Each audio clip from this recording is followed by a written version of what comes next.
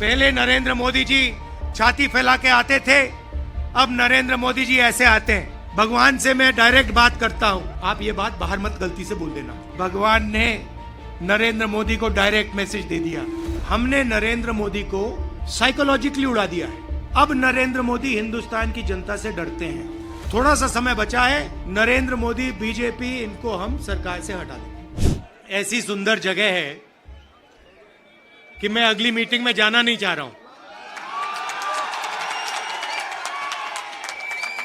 आपने फंसा दिया मुझे लग रहा है कि यहां अगली मीटिंग में ना जाऊं, यहीं आपके साथ 1-2 दिन रहूं।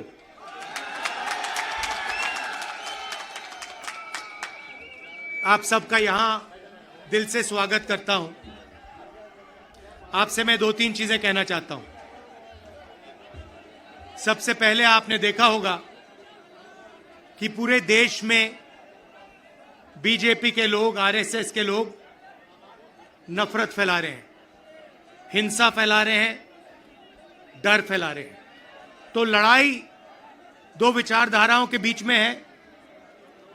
एक तरफ नफरत, हिंसा, डर, दूसरी तरफ मोहब्बत, रिस्पेक्ट, इज्जत। आपने देखा होगा कन्याकुमारी से कश्मीर 4000 किलोमीटर हम चले और हमने बीजेपी के खिलाफ नारा दिया, नफरत के बाजार में मोहब्बत की दुकान खोलनी है। उनका काम नफरत फैलाने का है, हमारा काम मोहब्बत फैलाने का है। वो तोड़ते हैं, हम जोड़ते हैं, और अंत में नफरत की काट मोहब्बत से ही होती है। आप सब जानते हो, नफरत को नफरत से नहीं काटा जा सकता है, नफरत को मोहब्बत से ही काटा जा सकता है, हराया जा सकता है। और आपने इस चुनाव में देखा होगा, पहले नरेंद्र मोदी जी छाती फैला के आते थे, अब नरेंद्र मोदी जी ऐसे आते हैं।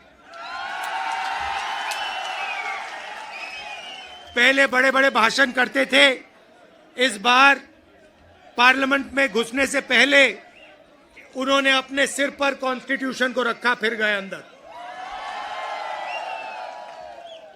भाइयों और बहनों, पहली बार हिंदुस्तान के इतिहास में पहली बार स्टेटहुड छीना गया है। यूनियन टेरिटरी को पहले यूनियन टेरिटरी को स्टेट बनाया गया था। स्टेट को बांटकर 2 स्टेट बनाए गए। तेलंगाना बना, छत्तीसगढ़ बना, उत्तराखंड बना, अरुणाचल को स्टेट बनाया गया। मगर पहली बार हिंदुस्तान के किसी स्टेट को रद्द करके लोगों का जो हक है वो छीना गया। पहली बार हुआ है। ऐसे हिंदुस्तान के इतिहास में, मॉडर्न इंडिया में यह काम पहले कभी नहीं किया गया है। तो सबसे पहले जम्मू कश्मीर को जो स्टेटहुड है वो वापस देना है, क्योंकि आपका सिर्फ स्टेट नहीं छीना गया, आपके अधिकार, आपका धन, सारा का सारा आपसे छीना जा रहा है। 1947 में हमने राजाओं को हटाकर लोकतांत्रिक सरकार बनाई, हमने देश को कॉन्स्टिट्यूशन दिया। आज जम्मू कश्मीर में राजा बैठा हुआ है, उसका नाम एलजी है, मगर वो है राजा।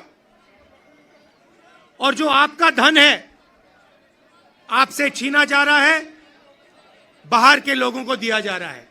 चाहे वो आपके कॉन्ट्रैक्ट्स हो, सारा का सारा फायदा बाहर के लोगों को मिल रहा है और जम्मू कश्मीर के लोगों से छीना जा रहा है। तो हमारा पहला कदम जम्मू कश्मीर को स्टेटहुड वापस देने का होगा। हम चाहते थे हम चाहते थे कि चुनाव से पहले आपको स्टेटहुड मिले और स्टेट बनने के बाद चुनाव हो। बीजेपी ये नहीं चाहती है और उन्होंने कहा है कि पहले चुनाव होगा और उसके बाद स्टेटहुड की बात होगी। और हम कह रहे हैं कुछ भी होगा, जम्मू कश्मीर के लोगों को स्टेटहुड हम दिलवाएंगे। बीजेपी चाहे ना चाहे, इंडिया गठबंधन इतना दबाव डालेगी कि जम्मू कश्मीर के लोगों को स्टेटहुड देना ही होगा।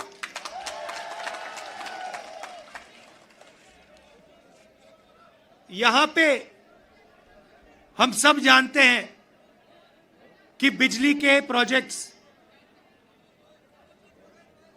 बनाए जा रहे हैं, मगर सच्चाई है कि बिजली के प्रोजेक्ट्स का फायदा आपको नहीं मिलता है।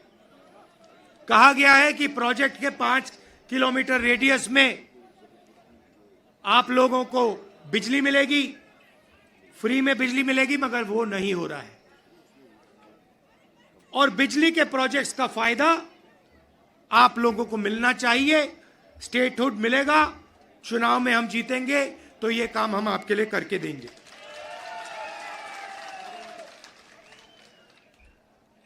आप देश के लोगों को बिजली दे रहे हो और आपके जेब में से बिजली का पैसा लिया जा रहा है, छीना जा रहा है, ज्यादा रेट देते हो आप।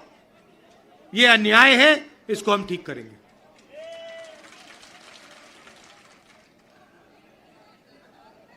भाइयों और बहनों, पूरे देश में नरेंद्र मोदी जी ने बेरोजगारी फैलाई है।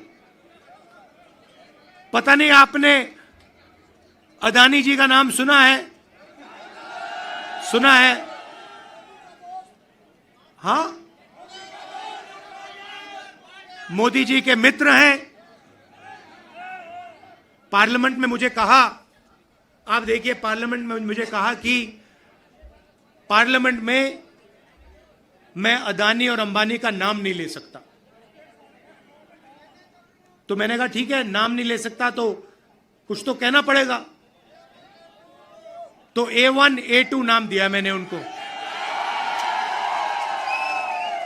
हम दो, हमारे दो, नरेंद्र मोदी, अमित शाह, अंबानी, अदानी, इनकी सरकार चल रही है। और अगर कोई छोटा काम करता है, मजदूरी करता है, छोटा बिजनेस चलाता है, होटल चलाता है, टूरिज्म का बिजनेस चलाता है, तो उसके लिए नरेंद्र मोदी जी GST लाते हैं, नोटबंदी कराते हैं और बैंक के दरवाजे बंद कर देते हैं। और पूरी की पूरी सरकार इन 2 अरबपतियों के लिए चलाई जा रही है। ये मैं आपको कहता हूं कि अगर आप देखेंगे तो ये जो आपसे स्टेटहुड छीना गया है, इसका भी लक्ष्य उन्हीं 2 अरबपतियों की मदद करने का है। और जम्मू कश्मीर के जो लोग हैं, जो व्यापारी हैं, जो इस प्रदेश को, इस देश को रोजगार देते हैं, चाहे वो टूरिज्म की बात हो, हैंडीक्राफ्ट्स की बात हो, उन सब को ये दबा कर रखते हैं। जो हालत देश में है, उससे खराब हालत जम्मू कश्मीर में है। देश से ज्यादा बेरोजगारी यहां जम्मू कश्मीर में। और ये उल्टी सीधी बात करते हैं। कभी नरेंद्र मोदी समुद्र के नीचे चले जाते हैं, कभी हवाई जहाज में उड़ते हैं, कभी किसी नेता से गले लग जाते हैं, मगर बेरोजगारी के बारे में इन्होंने कुछ नहीं किया है। तो यहां हमारे एक युवा नेता हैं, एक बात मानकर चलो, यहां पर कांग्रेस पार्टी की अलायंस की सरकार आ रही है। ये निश्चित है, ये होने जा रहा है। और हमारा पहला काम हमने नेशनल मैनिफेस्टो में कहा और मैं यहां भी कह रहा हूं, जो भी सरकारी वैकेंसीज हैं उनको हम भरेंगे और एज को हम 40 साल तक एक्सटेंड कर देंगे। जो डेली वेज का काम करते हैं उनको हम रेगुलराइज करेंगे, परमानेंट करेंगे और उनकी जो आमदनी है उसको हम बढ़ाएंगे। मगर हमारा लक्ष्य होगा कि हम सबको लेकर एक साथ मिलकर जम्मू कश्मीर की सरकार चलाएं, सबकी रिस्पेक्ट हो, सबको एक साथ लेकर हम चलें। और जैसे मैंने देश में वहां बाकी देश में कहा, भारत जोड़ो यात्रा में हर स्टेट में कहा, नफरत को मिटाना है। जहां भी ये नफरत की दुकान खोलेंगे, जहां भी ये नफरत फैलाएंगे, वहां हम मोहब्बत की दुकान खोलेंगे। आखिरी बात मैं आपसे कहना चाहता हूं, इतनी सुंदर जगह है, चुनाव के बाद मुझे यहां आना पड़ेगा। और ये जो आपने वकार जी कर्रा साहब, ये आपने जो मेरा 45 मिनट का प्रोग्राम यहां बनाया है, यह आपने मुझे ठग लिया। यहां पे कम से कम 1 दिन, 2 दिन, 3 दिन का प्रोग्राम बनना चाहिए। मुझे ऐसी जगह देखने को नहीं मिलती है।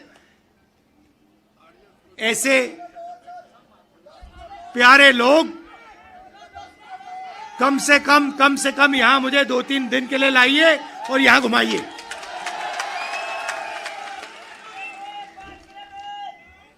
पांच मिनट, 10 मिनट, जितना चाहते हो, कोई प्रॉब्लम नहीं है। हाँ, तो आपने देखा होगा, पहले कहा कि नरेंद्र मोदी को, बीजेपी को कोई हरा नहीं सकता। नरेंद्र मोदी जी कहते हैं, भैया मेरी डायरेक्ट लाइन है, भगवान से मैं डायरेक्ट बात करता हूं। और वो भी देश की मीडिया को बोल रहे हैं।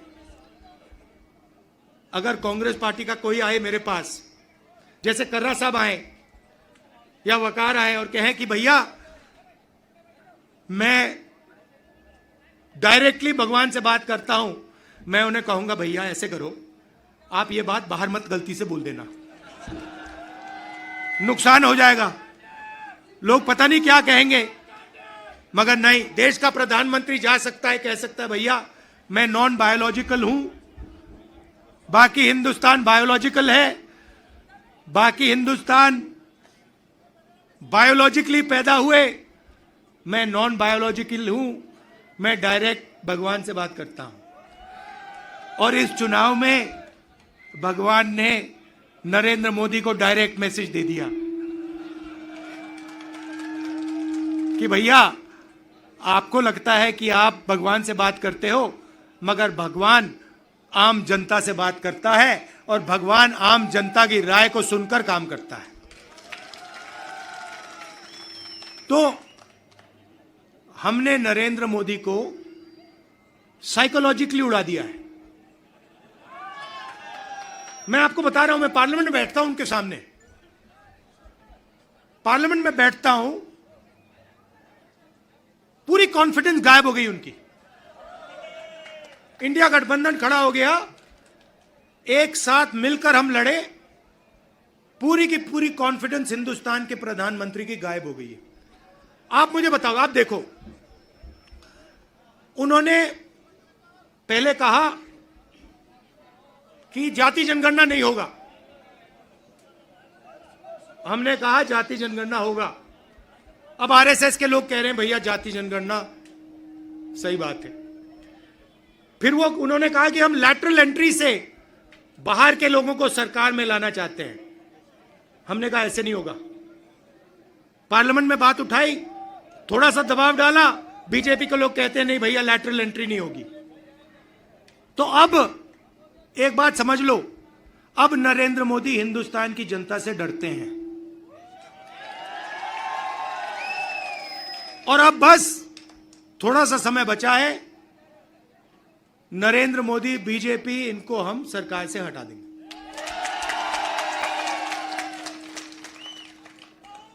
मगर हम चाहते हैं कि देश में भाईचारा हो, सबकी रिस्पेक्ट हो, एक दूसरे के साथ इज्जत से बात हो। जो कमजोर लोग हैं, चाहे वो किसान हैं, मजदूर हैं, छोटा बिजनेस चलाने वाले लोग हैं, उनको लगे कि इस देश में हमारी भी भागीदारी है, बैंक के दरवाजे हमारे लिए खुले हैं, कर्जा माफ हमारा भी होता है और सिर्फ देश 2-3 लोगों के लिए नहीं चलता है। ये हम चाहते हैं और यही काम हम जम्मू कश्मीर में शुरू करेंगे। और कुछ ही समय में आप देख लेना, यहां पे ये आप वकार जी यहां पे चुनकर जाएंगे, आप जिताओगे इनको, हमारी सरकार बनेगी और ये आपके लिए पूरे दिल से दम लगाकर आपके लिए काम करेंगे। वकार जी, ये आप मुझे एक वायदा करो कि यहां पे आप मुझे 1-2 दिन के लिए लाओगे और यहां के लोगों से मतलब अच्छी तरह, जैसे ऐसे नहीं मगर अच्छी तरह मिलाओगे। गूल का एरिया बहुत खूबसूरत है। हाँ हाँ, गूल का एरिया, गूल और गूल के एरिया में मुझे वहां पे ले जाओगे। आप सबका दिल से बहुत बहुत धन्यवाद। आपने इतने प्यार से मेरा स्वागत किया। धन्यवाद, नमस्कार, जय हिंद, शुक्रिया। शुक्रिया।